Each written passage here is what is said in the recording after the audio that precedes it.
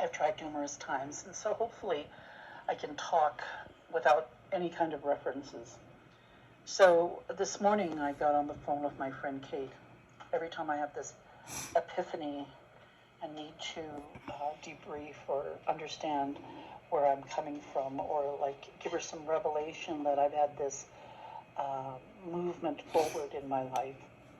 And she's a good person I can bounce concepts off of, or even get to understand like my position. Like she holds space for me, and it's a good space. I think it becomes a sacred space, especially when you trust somebody. And for Kate, I do the same thing for her. So it's a mutual relationship that Kate and I have. So what was the discussion this morning? Yes, the discussion this morning had to do with the concept of love bombing. And from Kate's point of view, she was coming on pretty strong and saying, well, it has to do with obsession. It has to do with somebody like giving flowers and adoration to the other person to the point where like it's smothering. And the person, just is relentless in trying to get that person's attention, so eventually the person will fall in love with them. That's the extreme. But there's also a very mild type of love bombing that I had to explain to Kate about, because for me, it wasn't just something that happened like in a month or two or a year. There's also a very subtle form of love bonding based on intergenerational trauma. And I mean based on the individual who's being love bombed as having a need to have somebody pay them attention. So without even knowing that I had been doing this continuously, it was sort of a revelation for me. And so the analogy would be, well, then why didn't I stop sooner? Because I didn't know. I always sought out the help of other intellectuals, or, pardon me for being so bold, but I never really saw myself as an intellectual. So when I first met this man, he had been my therapist. I had sought him out because I was looking for a psychologist that had some cross-cultural Indigenous training. And this is the crux, or the issue here too, is when you seek out non-Indigenous therapists, there is a danger too. And that danger has to do with love bombing and also cultural appropriation. There's so many issues that I've, as an Indigenous person, that I was really challenged. And I'm saying not just like recently, like this is something that goes on. Like this individual I've known for 30 years. The second one I've known for 15 years. So the first person, yes, had Indigenous cross-cultural training, and I've managed to screen potential people that I find, because I find that there are some therapists who are just plain curious and are bottomless pits. And bottomless in the sense that I could be talking and there's no end to it. But at the same time, I do believe that their therapists have an obligation to cut their client loose. But I think sometimes there's some codependency, as well as some issues of getting paid. So because I have been covered, and I do get my therapist paid through non-insured health benefits, because I am a survivor of Indian residential school. I'm a survivor of day school. I'm a survivor of intergenerational trauma, where my parents went to residential school, and the same with my grandmother. That being said, I'm the first generation who was never, I was raised by my parents and my grandparents. So my parents weren't raised by their parents or their grandparents. The same, like I know my mother had some understanding of being raised by her grandmother, but all in all, intergenerational trauma is real. And I'm going back to this love bombing again. Now, in this blog, I spent from 2011 being totally anonymous. I never gave up my name to anybody. Some people were so obsessed with me that they sought me out, knew my name, got my phone number, and even called me. So, yes, when there's a will, there's a way, and someone will track you down, even though you try to be anonymous. This blog has been a healing blog for me because I've kept myself anonymous. Now, what is the difference? Why did I get cured from love bombing? And that's the question that Kate and I were talking about this morning. So the question is, there's two, we'll call it dichotomies, or two, we'll say dimensions, or two lives that were lived. One was anonymous, and the other one was quite public, like people knew this other person. So it's not like I have a split personality or anything. I'm just using it as an analogy so that you can help you understand the reasoning for my stepping out of this relationship with two people, and why I call it love bombing. So for quite a few years, if I needed any help, just in discussions, or like I had issues with my immediate family, or my community, or just topics in general, I would reach out to the first person. And it got to the point in the past few years that he would seek my attention. He would want me to have my undivided attention, and he'd come visit me, and we'd have discussions. No interruptions whatsoever. The second one, I would make sure that I would visit her at least once or twice a month. And this went on for quite a while, and she got paid for it. The first person never got paid for it, okay? So what makes them similar? Well, the point is my addiction for attention. I needed my ego stroked. I use the analogy, I was a little puppy, and these two people would coddle me. You know, just like a little puppy, patting me on the nose and saying, what a good little, human or good little animal that I am. And I'm not trying to show them any disrespect. Like I did gain some knowledge from them, and I do appreciate the time I have spent with them. However, when it comes to love bombing, it's the enabling, wanting me to come to them for attention, like they were giving the attention I was seeking. And blatantly and unobtrusively and just boldly and without any sense of like pride, I would go and seek them out. Like just like, I need to talk to someone, please listen to me. Now, that's fine and dandy, but like my friend Kate and I, we don't have that same relationship. We talk about everything. And with the other two people, it was a little different. So okay, the other life, the other dimension, the anonymous one.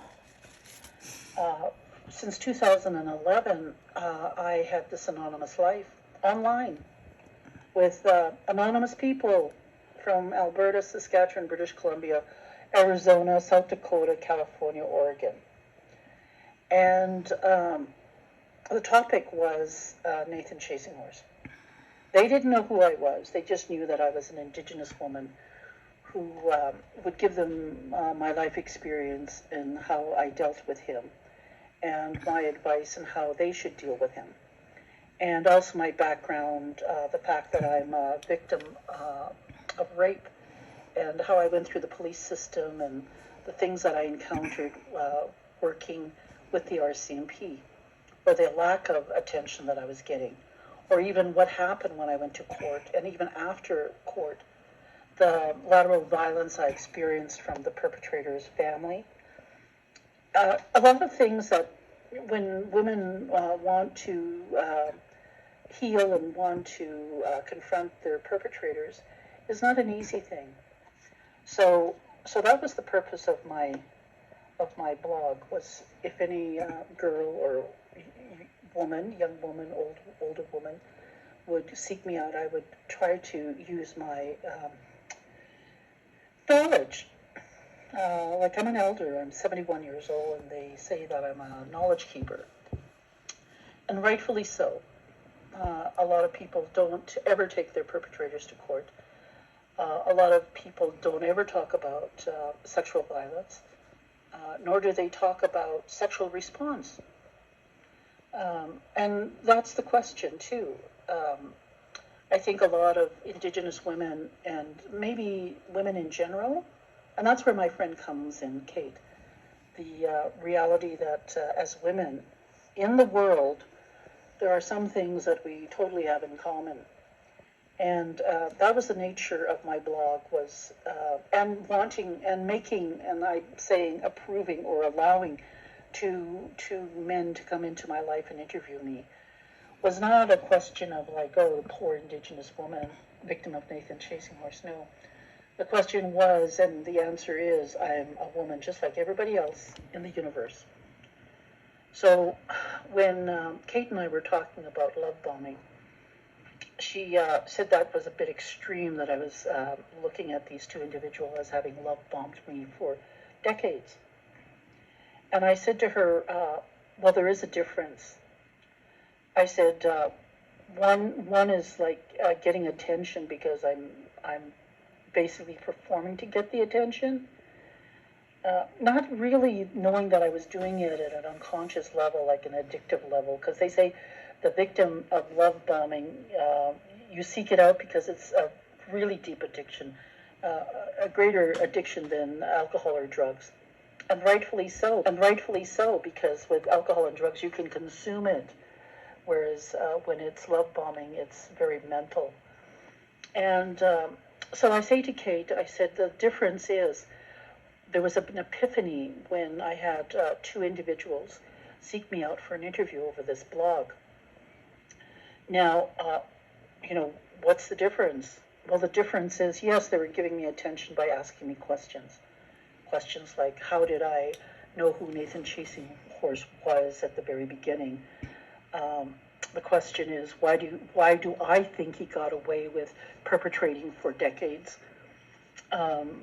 Questions that the general public would ask or were curious about. And the fact that I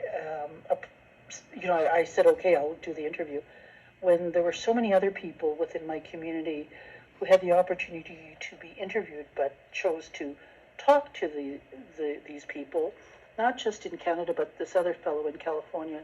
He had a community where people would talk to him too. So not everybody that people were talking to were willing to put their names out in public. So the reality of the fact that all of a sudden I'm going to become public was a very scary proposition. I found myself texting both of these individuals, like almost obsessively, and I was wondering, why am I doing that? I was thinking, are they going to portray Indigenous women, or are they going to portray me as a woman? And that's part of the blog, why I'm doing this audio tape, and I'm going to be doing videotapes on this blog too, with other women, not just Indigenous women. And the topic is going to be about Nathan Chasing Horse and the experience I had dealing with him since 2006. It's basically summarizing everything that I've written about him in a few short videos or audios. So getting back to love bombing. Now, why is it different that these two individuals who interviewed me, why is it different that I'm not addicted to them, whereas I was addicted to these other two people who I'd known for like 30 and 15 years? And the difference is the two people knew me, whereas the two new people didn't know me. I was anonymous. I wasn't out there unconsciously seeking attention. Because I think the intergenerational trauma, I think it's a very unconscious thing. It's something that is just there. It's so unconscious that you don't even know you're doing it. And that's the reality of it. So it was very difficult for me to just cut these two people off. But I had to do it. Because when a person love bombs you and you try to talk to them, there's no way they're going to understand. And the only way that you can deal with them is to just establish some boundaries and say that's it. Because at the same time, even though it's unconscious on my part, imagine from their point of view. So that being said, because I'm going to become quite public, and because I am public about this blog, love bombing has ceased to rule my life. I didn't realize it was such a big issue until I got the attention from this blog. And I'm very grateful that this blog has healed me of intergenerational trauma. It's not an easy thing to talk about, and it's not an easy thing to, put myself out there for the public to see. And most of the women that have been supporting me really admire the work I've done. I know it's emotional, and most of the content that you'll be listening to or hearing, if it triggers you, then you need to stop listening to me now.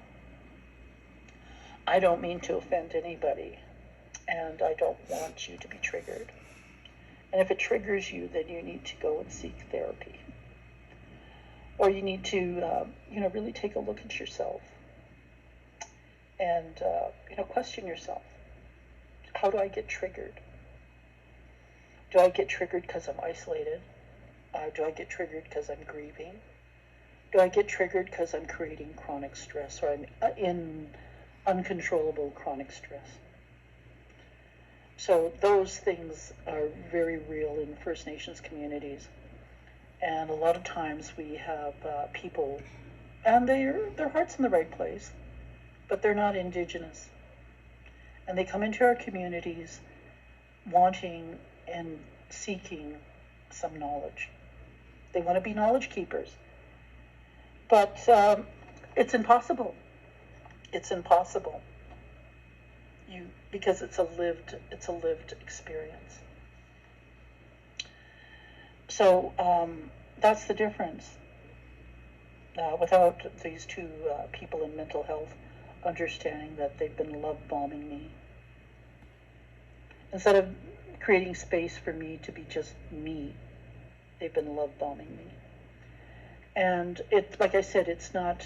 It goes from extreme to very subtle. And so the story I'm talking about is something very subtle, but at the same time, it was very addictive. So that being said, much of what I talk about in terms of my relationship with Nathan Chasing Horse, my relationship with his followers, and my relationship within my community has a lot to do with how people get triggered in the topic of talking about Nathan Chasing Horse. I think that's probably one of the reasons why I started blogging, is because when I started talking about him in my community, people would just shut down. Or people would, wonder, like, why am I talking about him? He's a good man. So I don't know what else to say. I just know that we're not as perfect as we think we are. I will constantly be going through phases of recovery and relapse when it comes to my mental health. Limerence, obsession, triggers. Like I try and tell people, grieving is chronic in our communities. We're constantly being bombarded with grief. Chronic stress as well. Even isolation. So making an effort to be there for yourself and for other people is important. So I hope that you will continue listening to the audios that I create. as well as listening to some of the interaction I will have on a Zoom conference on various topics. But it's taken me a lifetime. My cousin said to me, once she found out Nathan Chasey Horse was arrested, she said, "You lived so long to see his victims getting some justice." Yeah, it's really triggering. It's triggering because I think of my parents. I think of my grandmother. I think about the times they could have had justice. And not just them, the hundreds of thousands of Indigenous children that didn't have a voice. My cousin said, "Marina, Granny would be proud of you." But it's not just that. You know, it's Indigenous women. And I say, enough is enough. Stop hunting us. Stop killing us. Stop taking away our children. Stop hurting them. Okay, I'm sorry. I didn't mean to cry, but that's going to be the case because I used to do this with Kate. So, no, it's okay. Like I said, we're all human beings on this journey. And, you know, our spirits are resilient. Our souls are resilient. And whatever the truth is, it helps moving forward because you have to be in the now. You can't suppress your feelings. If you suppress your feelings, you cut yourself off to people who actually are there for you, people who actually love you. That's what I'm saying. You know, that's the reality. My parents fell in love. My grandparents fell in love. Isn't it important that our children understand what love is? Okay, that's it.